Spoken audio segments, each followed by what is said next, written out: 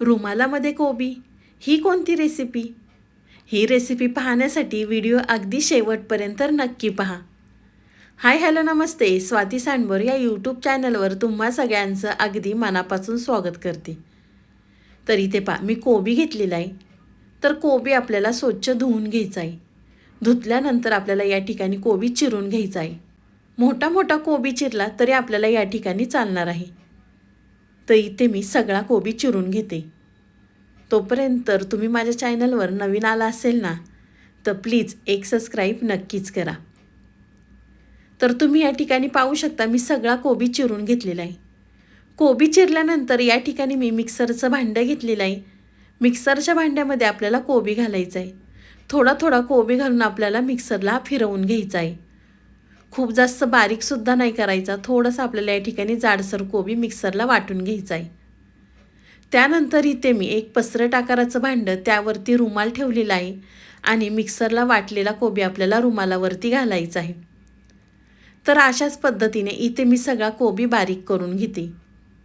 तुम्ही किसणीने कोबी किसून घेतला तरी या ठिकाणी चालणार आहे, पण या ठिकाणी मी मिक्सरला कोबी फिरवून घेतलेला आहे. तर इथे मी सगळा कोबी वाटून घेतलेला आहे. त्यानंतर आपल्याला रुमालाची पुचुंडी करायची आणि त्यामधलं सगळं पाणी हे काढून टाकायचं आहे. अगदी व्हिडिओमध्ये दाखवते त्या पद्धतीने करा.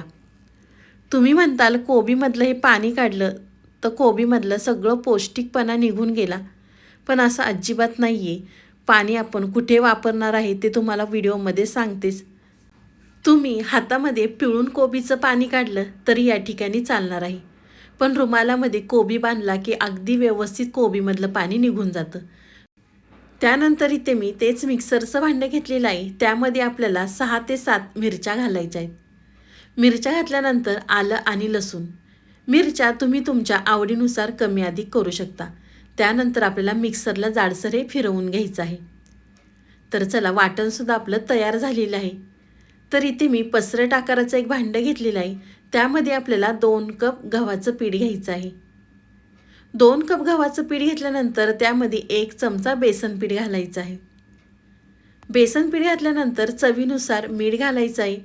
मीठ घातल्यानंतर आपल्याला हे पीठ मळून घ्यायचं आहे. आपण जे कोबीचं पाणी काढून घेतलं होतं ते आपल्याला या ठिकाणी वापरायचं आहे. तर इथे मी थोडं थोडं पाणी घालून हे पीठ मळून घेते. खूप जास्त सुद्धा आपल्याला घट्टसर कणिक नाही मळायची, थोडीशी या ठिकाणी आपल्याला सैलसर मळायची आहे. तर इथे मी थोडं थोडं पाणी घालून पीठ तयार करून घेते. तोपर्यंत तुम्ही माझा व्हिडिओ इथपर्यंत पाहिलाच आहे आणि व्हिडिओला लाईक केलं नसेल ना, तर प्लीज एक लाईक नक्कीच करा. साईडचं बेल आयकॉनसुद्धा प्रेस करा, म्हणजे तुम्हाला माझे नवीन नवीन व्हिडिओंचं नोटिफिकेशन सगळ्यात आधी येईल. पीठ मळून झाल्यानंतर एका साईडला ठेवून देऊया. इथे मी कढई गरम करून घेतलेली आहे. कढईमध्ये आपल्याला 1 चमचा तेल घालायचं आहे. तेल गरम झालं की त्यामध्ये 1 चमचा जिरे घालायचे आहेत.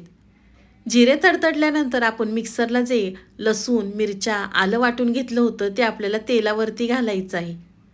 1 चमचा पांढरे तीळ आणि मिरचीचा तिखटपणा कमी होईपर्यंत आपल्याला ही मिरची तेलावरती परतवून घ्यायची आहे. मिरची व्यवस्थित तेलावरती परतली की मिरचीचा तिखटपणा कमी होतो.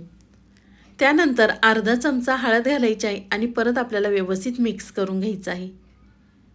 मिक्स केल्यानंतर त्यावरती कोबी घालायचं आहे आणि परत हे सगळं साहित्य व्यवस्थित आपल्याला कोबीमध्ये मिक्स करून घ्यायचं आहे. आज आपण अगदी वेगळ्या पद्धतीने कोबीची रेसिपी पाहणार आहोत. तुमच्या लक्षात आलंच असेल की नेमकं आज आपण काय बनवणार आहोत. आज आपण अगदी मुलं कोबी म्हटलं की नाक मुरडतात, तर तुम्ही या पद्धतीने मुलांना कोबी खाऊ घातला ना, तर मुलं खरंच अगदी आवडीने खातील. कोबी व्यवस्थित मिक्स केल्यानंतर त्यावरती आपल्याला 2 मिनिटासाठी झाकण ठेवायचं आहे, म्हणजे कोबीला अगदी व्यवस्थित वाफ बसते. 2 मिनिटं झाल्यानंतर झाकण काढलेलं आहे इथे मी आणि परत एकदा मिक्स करून आपल्याला एका प्लेटमध्ये काढून घ्यायचं आहे. एका प्लेटमध्ये काढल्यानंतर आपल्याला सगळा कोबी थंड करून घ्यायचा आहे. तर इथे मी कोबी थंड करून घेतलेला आहे.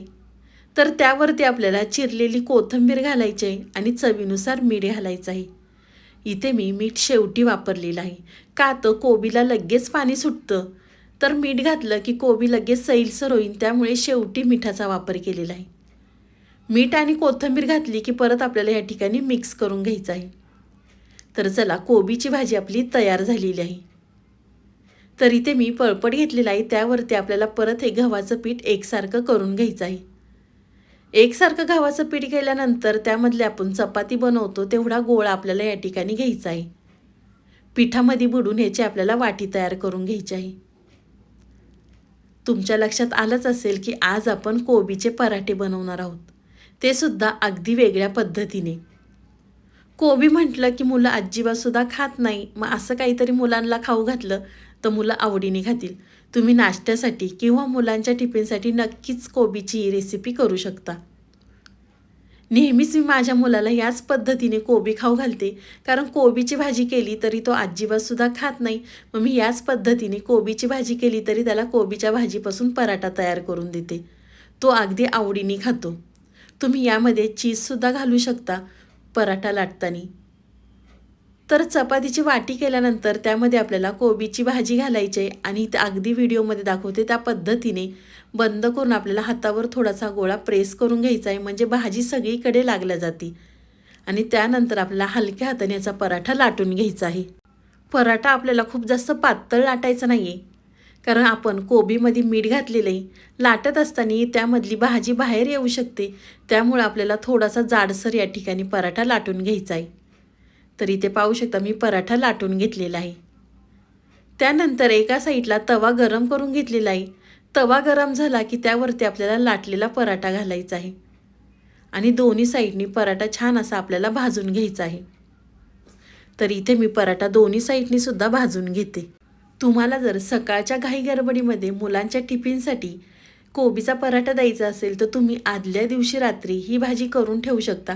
त्यामध्ये फक्त मीठ घालायचं नाही, पराठा करायच्या वेळेस तुम्ही यामध्ये मीठ घालू शकता. तर एका साईडनी भाजल्यानंतर पलटी करून आपल्याला दुसऱ्या साईडनी सुद्धा भाजून घ्यायचं आहे. त्यावरती या ठिकाणी मी तेल लावलेलं आहे. तुम्ही तेल किंवा बटर किंवा तुपाचा सुद्धा या ठिकाणी वापर करू शकता.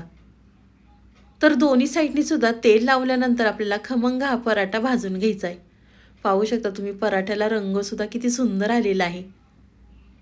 तर पराठा लाटताना या ठिकाणी मी कोबीची भाजी थोडीशी जास्त वापरलेली आहे, त्यामुळे तिथं पाहू शकता पराठा भाजल्यानंतर कोबीची भाजीसुद्धा दिसते पराठ्यावरती.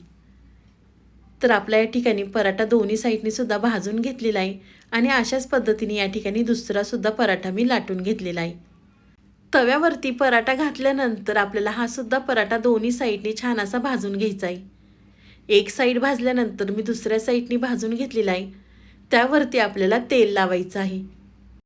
दोन्ही साईडनी सुद्धा तेल लावल्यानंतर खरपूस आपल्याला पराठा भाजून घ्यायचा आहे. तुम्ही पराठा भाजल्यानंतर त्यावरती चीजसुद्धा घालू शकता किंवा पराठा लाटताना आपण कोबीची भाजी आतमध्ये भरतो त्यावरती सुद्धा तुम्ही चीज खिसून घालू शकता. तर तुम्ही या ठिकाणी पाहू शकता खमंग असा पराठा दोन्ही साईडनी सुद्धा भाजलेला आहे. अशाच पद्धतीने इथे मी सगळे पराठे तयार करून घेते. तर तुम्ही पाहू शकता खमंग खरपूस आपले कोबीचे पराठे तयार आहेत. तुम्ही टोमॅटो केचप संग किंवा मेयोनीज संग सुद्धा खाऊ शकता किंवा तसे सुद्धा तुम्ही कोबीचे पराठे खाऊ शकता. तुम्हाला ही माझी आजची रेसिपी कशी वाटली ती मला नक्कीच कमेंट करून सांगा. व्हिडिओ आवडला तर व्हिडिओला लाईक, कमेंट, सबस्क्राईब करायला विसरू नका. मी आशा करते की तुम्हाला माझा व्हिडिओ खूपच आवडला असेल ना तर तुमच्या नातेवाईकांमध्ये, मित्रमैत्रिणींमध्ये शेअर करायला विसरू नका.